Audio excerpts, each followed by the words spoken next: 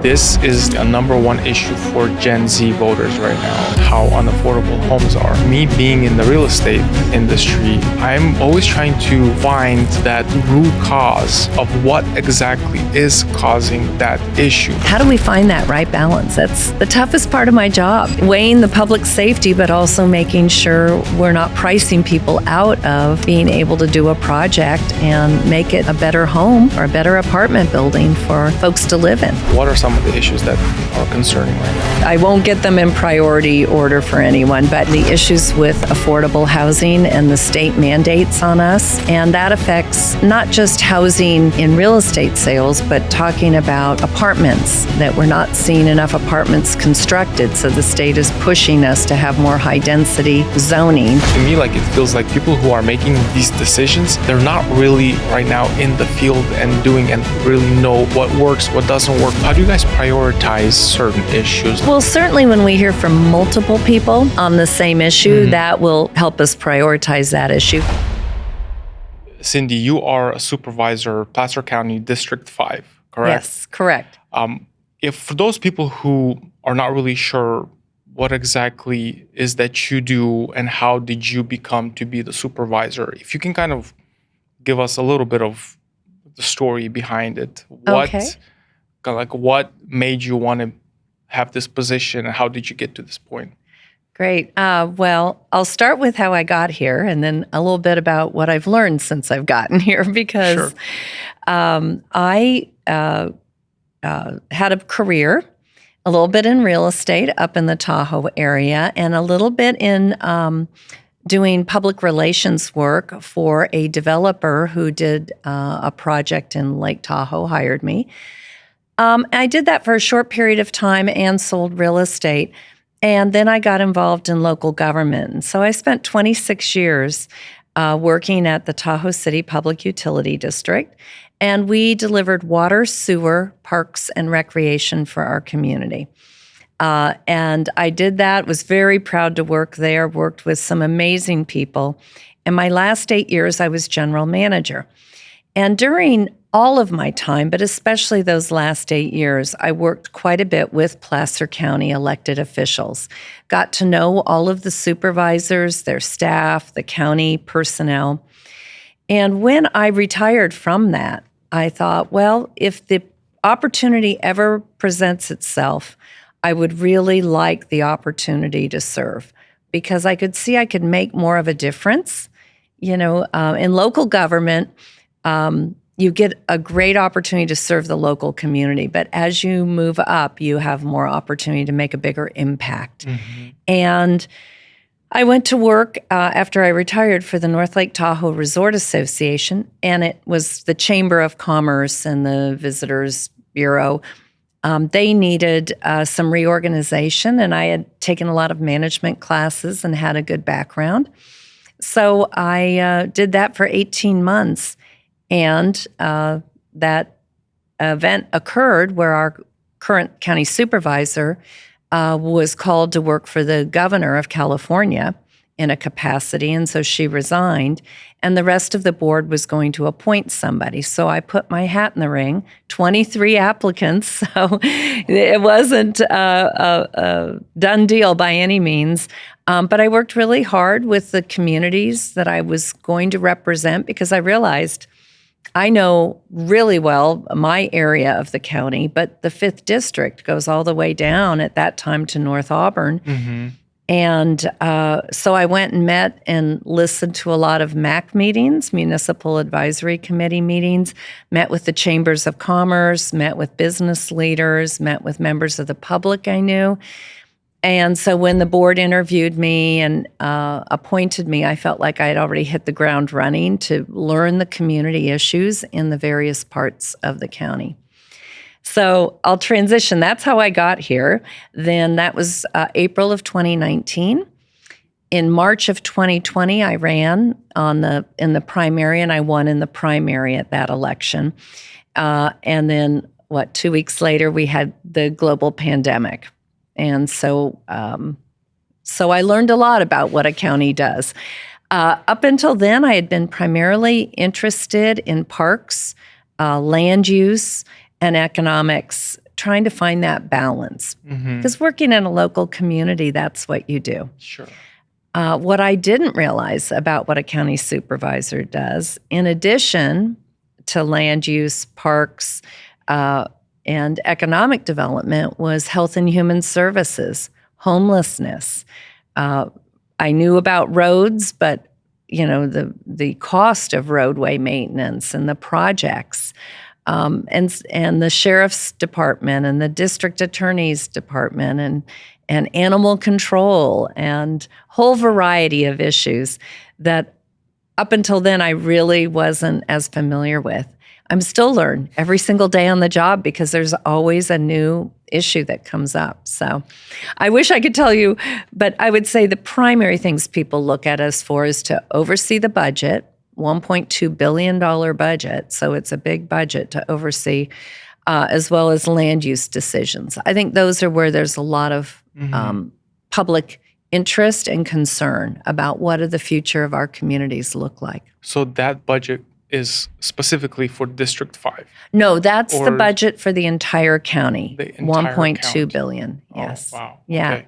Yeah. So was there some kind of an event or something that happened that really kind of pushed you to want to get into service, or was there maybe somebody who said, "Hey, Cindy, we think you would do great here," and maybe someone either inspired you, or was it just you just felt like a calling? I would say, first off, it was my father and mother. They were public servants. My dad worked for the federal government. And so I was raised in a family where he worked for the Department of Justice in Washington, D.C. And so I was raised in a family where my father was working extremely hard and making a difference in our country. And so I was raised with that model. My mother was a school teacher, so I had that background. But more specifically with the County Board of Supervisors, I think where I was approached by a couple of leaders from the western part of the county, one who recently passed, and we just passed a commendation for Aldo Panesci, and another, Carol Garcia. And they both came to me having known a bit about my background and asked if I would ever consider running, that they were really welcoming to me, that I never had thought about running. And it was quite an honor to have leaders from Placer County asking me about it. What about as far as like schools and education? How much do you have to deal with that? Is it more like the state oversees all that, or is it county? Right. The state oversees our public education system. We get reports from the superintendent of schools. Gail Garbolino provides us with reports on schools, underperforming schools and issues, but we don't really have much of a role at all except to receive that report as part of public documentation. I did serve on a local school board in the Tahoe Truckee area for 2 terms and really enjoyed it. It is challenging, and especially when your kids are in school, because you want to make schools, you want to see them improved and give our children the best opportunity. But there's always budgetary constraints. And that's probably the biggest challenge. Is it just that, like on the budget? Because like lately, I mean, our kids, we have 2 kids, son and daughter. They go to a private school, but I'm looking at like statistics, like education in America, in California, like kids. It's like it's declining. Kids aren't really getting a great education, and in addition to that. I don't know I'm sure you're familiar with some of the bills that have been passing in the assembly, like the 957 bill just recently passed. I'm not familiar with all the bills. Well, they do like 3,000 bills a year, so it's hard for us all to keep the citizens to keep up with all the bills the legislature is passing. I mean, when I read this, like this just does not make any sense to me. So I'm wondering, like, who who gets to have a say in this and determines this. So California became the first U.S. state to bar school districts from requiring staff to notify parents of their child's gender identification change under a law signed by Gavin Newsom. Yes. Very challenging. And you understand that somebody felt that they needed to protect a child in one family somewhere, and they pass a new law that doesn't reflect what the vast majority of us want to see. We want we want parents to be involved in their child's upbringing. I had fortunately, that did not occur when I was in office, and I didn't have to try to fight that. But when you said who listens to us, I would say our state legislators. They're the ones passing these bills, and we need to have more impact in discussions with them. Yeah. Our state senators and assembly members. So what kind of impact do counties have on the state? We can have... hopefully, our assembly members and our state senators rely on local electeds to help do their lifting. I mean, they represent large swaths. I mean, if you think of how large my district is for Placer County, think about the Senate district, I believe, goes all the way to the Oregon border, all the way up north. So they have a huge area to represent. And so I have found they are willing to listen to local electeds trying to solve problems in their communities, and they try to find solutions. Mm-hmm. We've had a great fortune of, Senator Dolly, Assemblymember Dolly, Assemblymember Patterson, Senator Alvarado Gil now. They have all been willing to meet with us and talk about the issues that are affecting our communities. Yeah. So what are some of the issues that you are hearing about right now from your voters, from people, from residents in the district? What are some of the issues that are concerning right now? I believe I won't get them in priority order for anyone, but obviously forest health. We're in the midst of wildfire season. Almost every day we hear about a fire, whether it's on a semi-truck coming over Interstate 80 that starts a small fire, or whether it's out in the farm fields or in our foothill communities. Fire is a huge issue.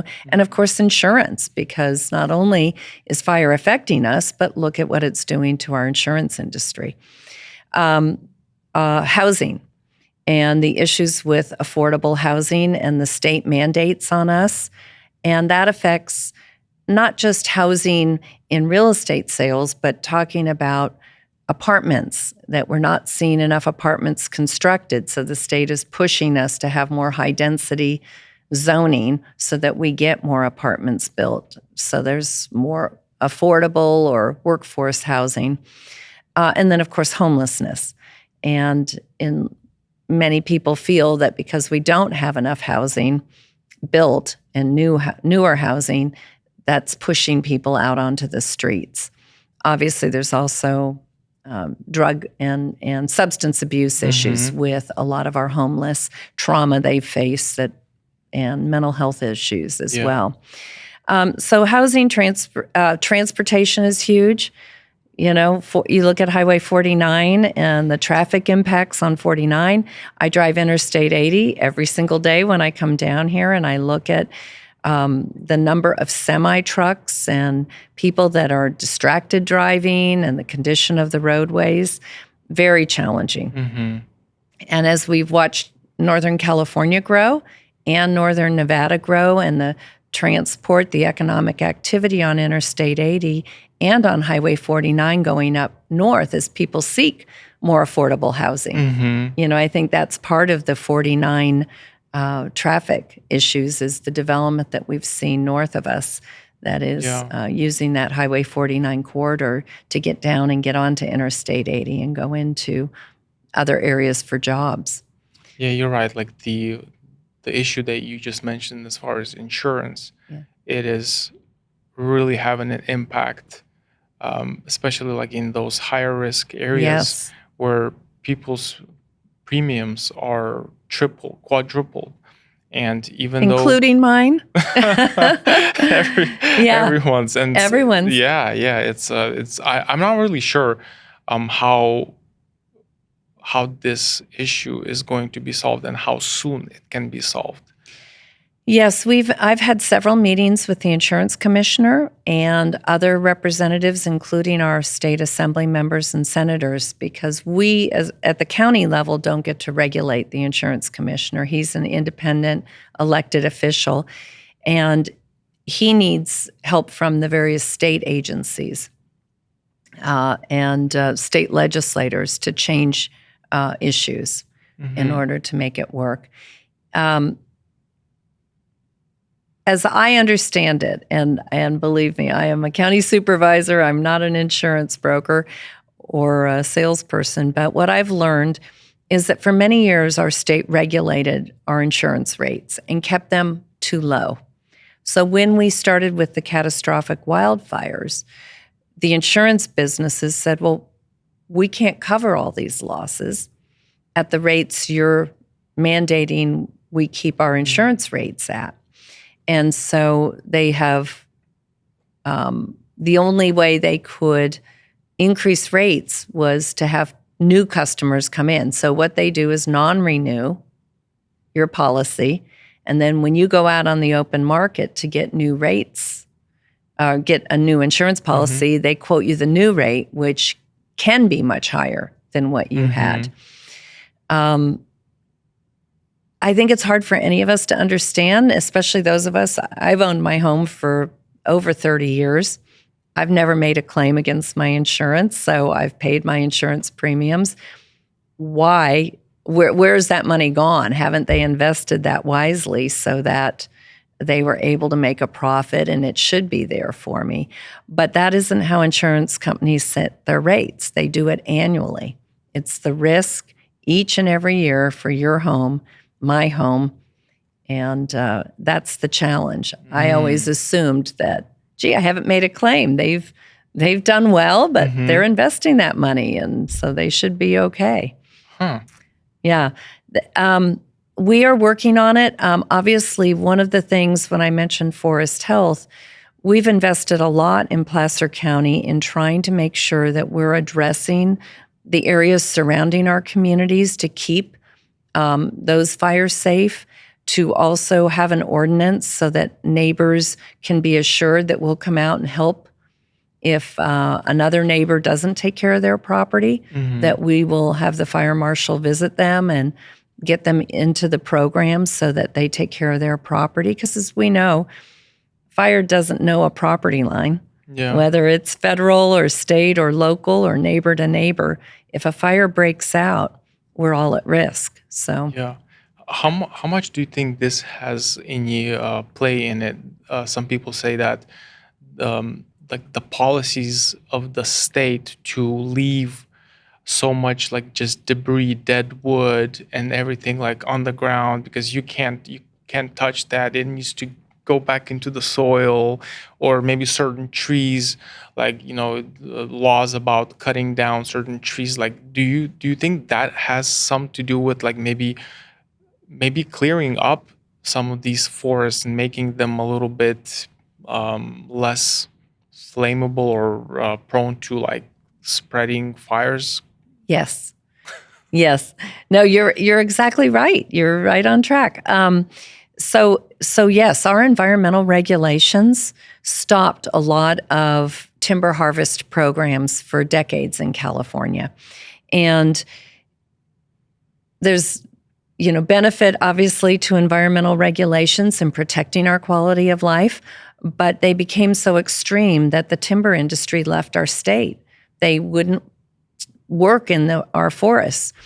And so that has led to the condition of our forests, in which we have far too much timber in our forests. So we've been working and advocating with our federal representatives to get more funding to the U.S. Forest Service, to BLM, to Bureau of Reclamation, Bureau of Land Management. I'm sorry, I shouldn't use acronyms. Bureau of Land Management, Bureau of Reclamation, Forest Service, and really trying to make sure that they can take care of their lands. then we have to turn around and help our people and our residents take care of their properties. So it takes both the public and the private sector working on it. But there's no doubt the environmental constraints impacted and kind of pushed us to the condition our forests are today. Yeah.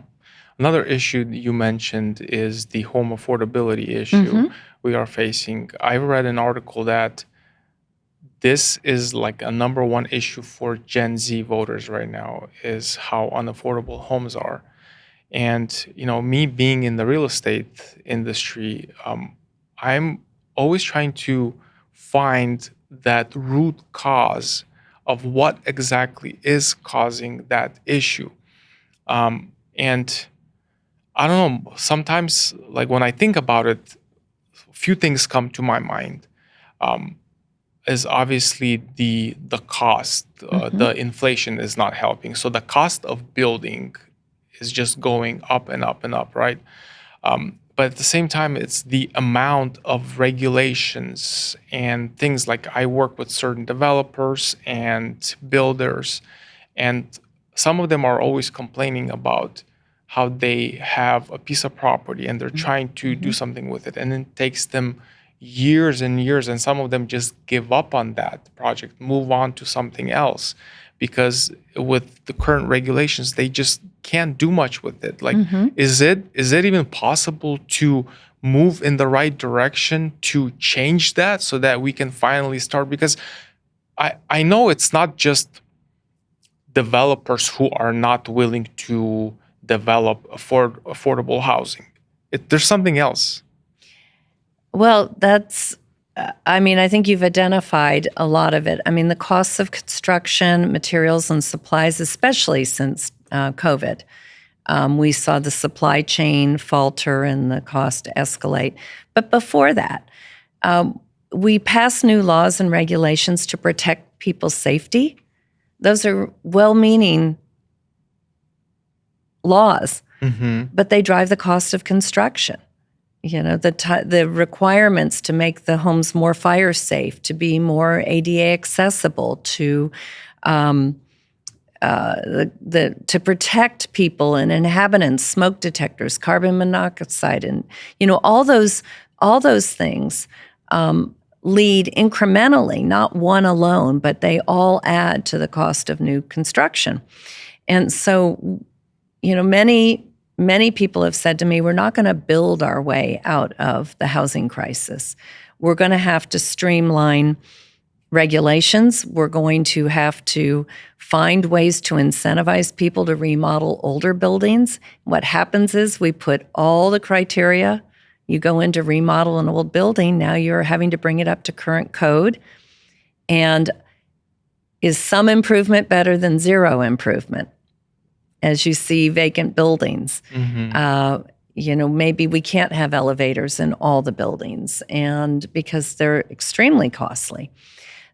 So I don't have the answer. I rely too on developers and people in the building trades to tell me that some of the rules and some of the regulations have continued to escalate to a point where it's infeasible to build a new house for less than $400,000 or $500,000.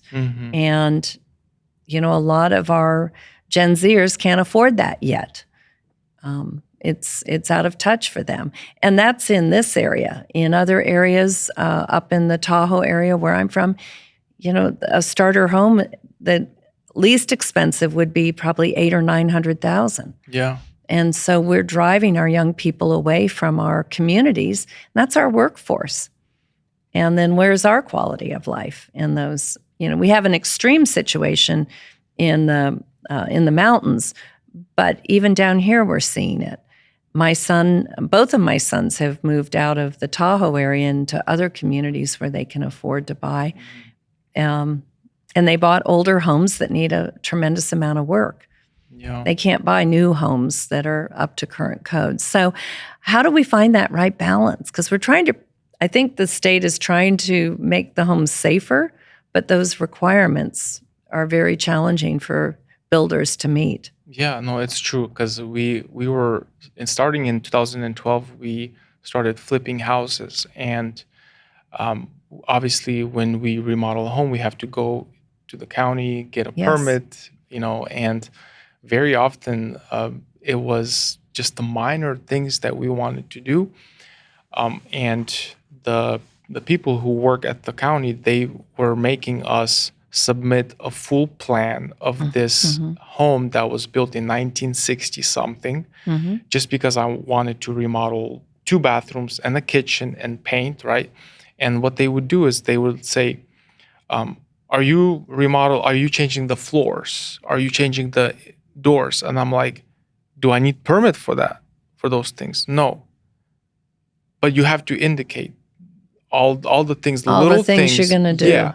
Wow. And then I was wondering, like, okay, why would they do that? Well, this is what would happen. And this is just really pissed me off. And not just me, a lot of people who were trying to kind of restore these older homes, sell them for a little bit more than what they bought, because, just make a little profit. But at least, like, the communities were becoming Yeah. nicer because these homes, were Getting now fixed remodeled. up. Yeah. Yeah. And so they would ask for your valuation of the remodel cost, right? So back when we were starting, it was like $30,000, 35. Okay, so I would write down $30,000 remodel, and the guy would like look at it behind the desk, and he was like frowning, and going back. And it's like, what's going on? He's like, this is my number, and he's showing me like $75,000, and I'm like, what is this? He's like, well, this is the market value of what you're trying to do, because you said you're changing the floors, the baseboards, the Uh, paint, you're doing all of this. So, and then the fees, the permit fees, would be a percentage of the valuation of the remodel, right? So then when I realized, okay, so they want to collect 2,500 for this permit instead of like $400. Okay, I get it now. So it was just such especially like, I didn't have too much deals that I was working on, projects in Placer County, but especially in Sacramento County. Like, I knew guys who were in construction for 30 years, and they stopped going to the county to pull any permits because these are like Wow. seasoned contractors. They're like, I'm not gonna go in there and do all this. I know how to do this properly. I know how to do this remodel up to code.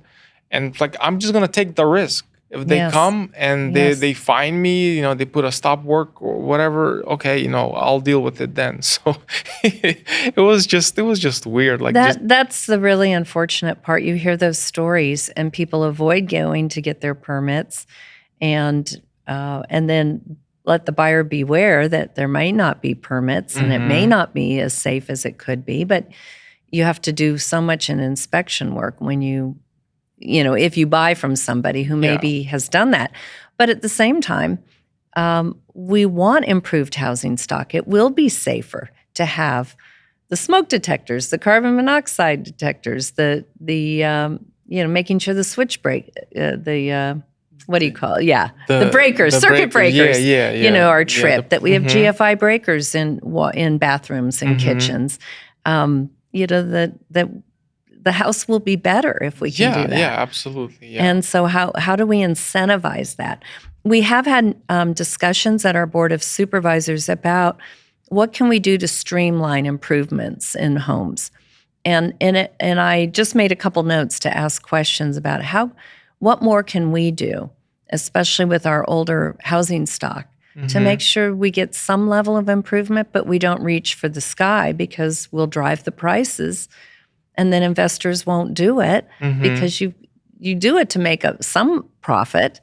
We all have to make a living, and so how do we find that right balance? That's the toughest part of my job, because it is weighing the public safety, but also making sure we're not pricing people out of being able to do a project and make it a better home or a better apartment building for folks to live in. Sometimes, or a commercial building too. Sometimes to me, it felt like it wasn't as much on the the safety aspect, but more of like, okay, these guys are buying these homes for cash. They have money. They're still going to do the project. We can collect this fee from them. So no matter So what, you thought it we was can. fee driven, yeah. Yeah, absolutely. Because there's some things that just didn't make any sense. For example, a window. If you buy a house that was built in 1950s or 60s, you can have a smaller window in the bedroom that does not fit the new egress. Right. And if you are doing a retrofit window, meaning that you're not pulling out the frame of the old window, you're leaving the frame, you're just removing the glass, and you are putting a retrofit window, dual pane window in the frame, and then you seal it, and then you trim it.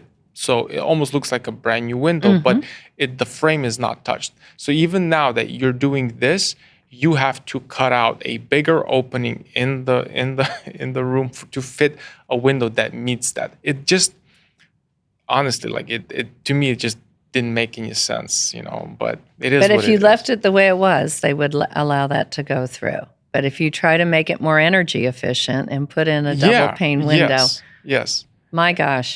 And it's see, this is what I say. I learn every day on the job because I haven't heard that before. So another thing for me to check on. How do we, because some of this is driven by state codes. I know that, state energy codes, state safety codes. But where do we have the opportunity to help people do the right thing? Yeah, I think that's for emergency egress, correct? Yes. The reason for the larger windows. Yeah. But you're leaving me with homework to do. Well, there are many things, even these electrical things, like the sensor switches that they require you to put a sensor switch. You can install one of those switches that costs like $30 at Home Depot, and you're going to be super frustrated because you basically walk in a room and you can sit down and maybe you're not moving for longer than 30 minutes because you're doing your reading or something. Then the lights just starts turning off on you. Then you have to wave your hand with the sensor to catch that you're actually in there. Just things like that. It's like, come on, But anyway, I can talk a lot about this issue, but I just want to spend any more time on that.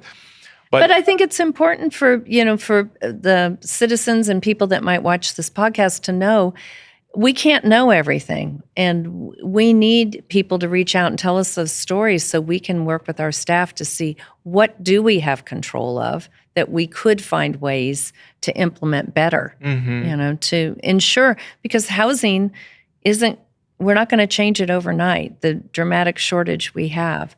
And we're forcing these rezones and other types of activities. What if we could fix up our current stock and our older buildings and make it reasonable for people to live in those units? I think it would probably be much helpful if the people who are deciding what they're going to enforce, which codes, maybe have a background, or maybe they are currently still in the field and they kind of know what really goes on, and what makes sense, what doesn't make sense. Because sometimes to me, it feels like people who are making these decisions, they're not really right now in the field and really know what works, what doesn't work, what's extra, what doesn't make any sense whatsoever, what doesn't even belong in the code.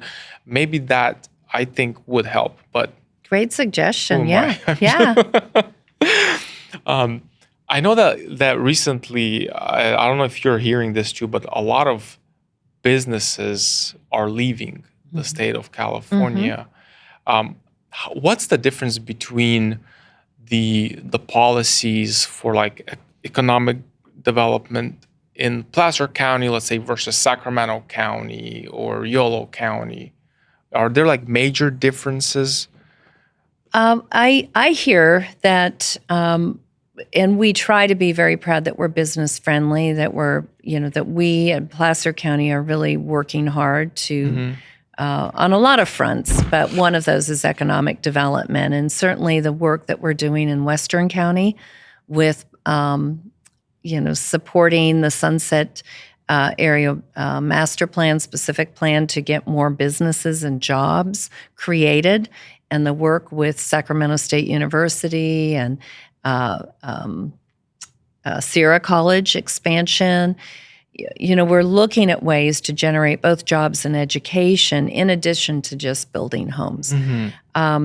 So we've tried to be very proactive. Our new economic development director is also looking at how do we revitalize our older communities.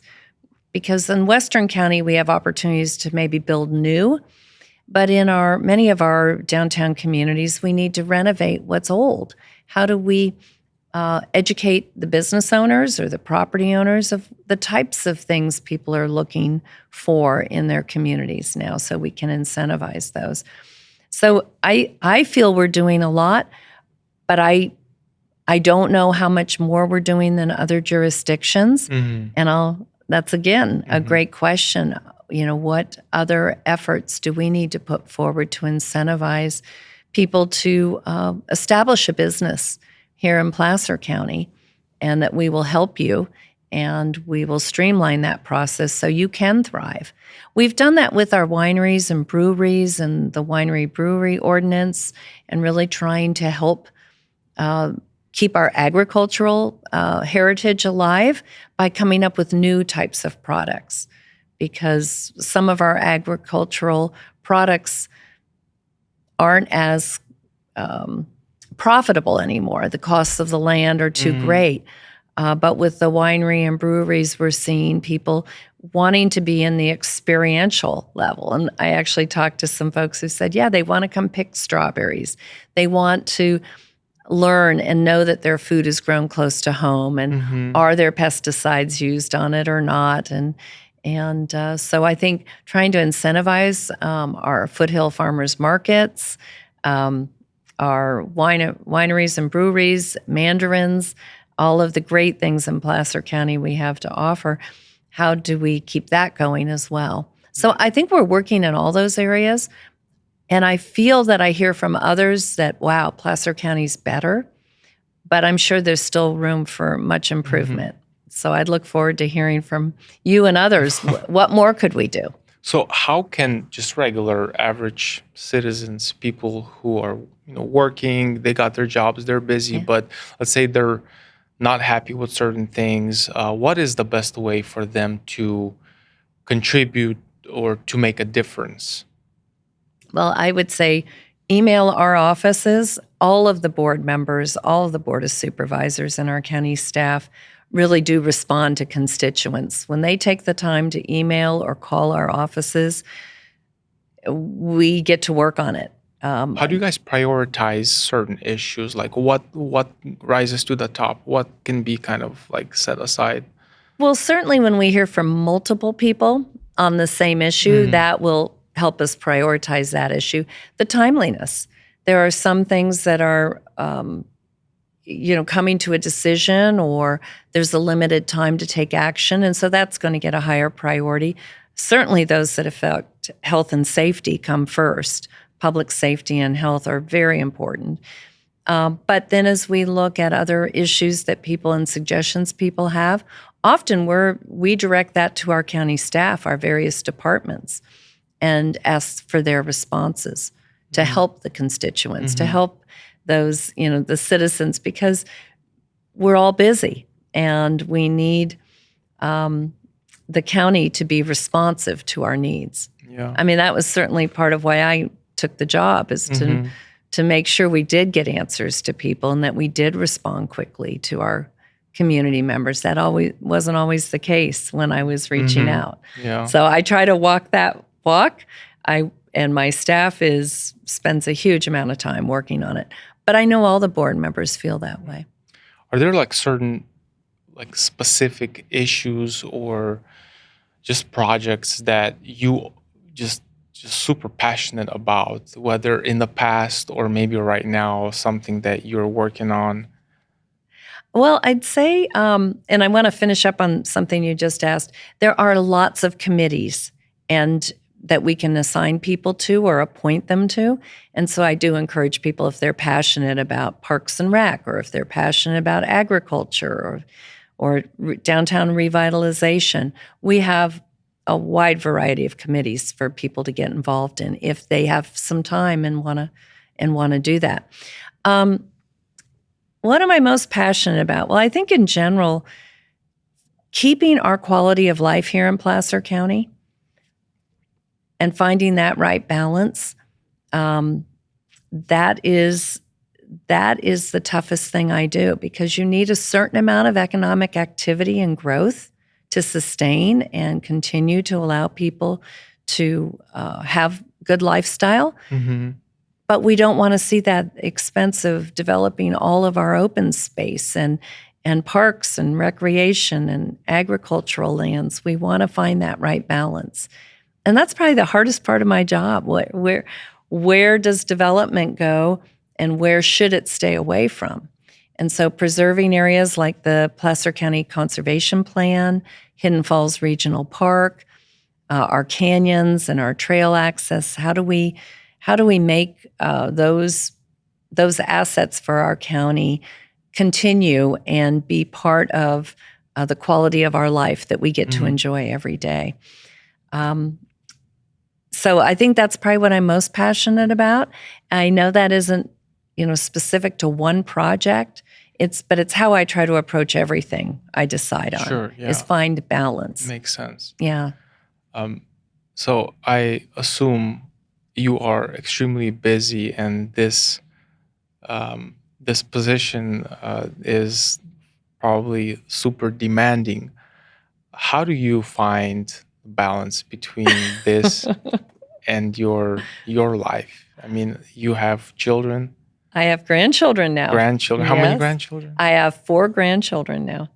And 2 just arrived. So they're brand new. Congratulations. Thank you. Balance is a struggle for the county. Like we just talked about, it's a balance.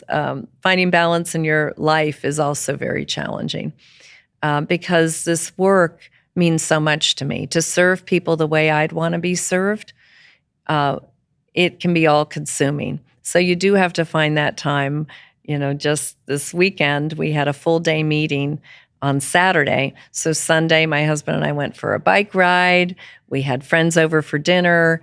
And you try to take that time for yourself as well. So for me, like recently, and I didn't have this problem before, but recently I realized that I have to like break down my schedule, and if I'm with my family, for example, I want to be present there with them. I don't want to be texting somebody, thinking about something because it's coming up, something's urgent, because then it's like I'm not there, I'm not fully here, and I'm just wasting time, right? So are there any like certain suggestions or principles that you have maybe kind of like developed over time to really find like the time to focus on certain thing and then move on to the next one? Because I'm sure that there are so many things that you're always thinking about and making decisions on and communicating. I don't know if like your phone's probably like blowing up. I know. Often. I had a couple messages that came through on my phone, on my watch. See? Yeah. I think you may know more about this than I do. Just being aware of that and putting your family first and your health and well-being. We're of no good to anyone else, our family or ourselves, if we're not healthy. And certainly when I look at raising my sons and now being involved with my grandsons, it's critical that we find time and put our families first. Yeah. And you do have to set the phone away. And if it really is urgent, then ask for forgiveness because often there are urgent issues. There's a fire. There's something happening that truly people's lives are in jeopardy, and I need to be involved. But for the most part, most of the issues are not as urgent. So we can set it aside, turn the phone off, and focus on playing a board game or going for a hike. Yeah. Is there anything else that you wanted to mention maybe how can people find you, look you up? I know we have November, we have an election coming up. Yeah. Anything you want to talk about or add? Well, I think, well, first off, how can people reach me? Cindy Gustafson at placer.ca.gov. Or if you go to the county website, you see the 5 supervisors. You can email just me by hitting my picture and getting a link, or you can mail to all of us if you have ideas and suggestions. With the election, I would love to continue to serve this community as well, all of my communities, because District 5 is not one community. My constituents who represent, say, Roseville or Rockland, they have defined areas, Lincoln. I represent Auburn, North Auburn, Newcastle, Ophir, Forest Hill, Alta, Dutch Flat, Colfax, Meadow Vista, and then on up to the Tahoe area. So I have lots of different communities, and I'm passionate about representing all those. And, I certainly hope the voters like the job I'm doing and want me to stay in place. I've worked really hard, and I continue to push really hard to serve them. But it's up to the voters, so we'll find out on November 5th or shortly thereafter. Well, thank you so much. Thank you so much for your service. Oh, thank you. I'm really glad to have met you. I know, like Tom Jones, the guys from Auburn Rotary, Yes. they always say good things about you. And I just really, really appreciate your work and the difference that you are making. Well, I'm honored and humbled to have those people supporting me, and I thank you for having me today. We just all do our best, and that's how we have to face this world, do our very best and make it a better place, and hopefully leave it to our children and our grandchildren to be a better place than what we found when we got here. If you like this video, here's another one for you to watch. And if you don't want to miss the next video, subscribe to the channel and hit the notification button.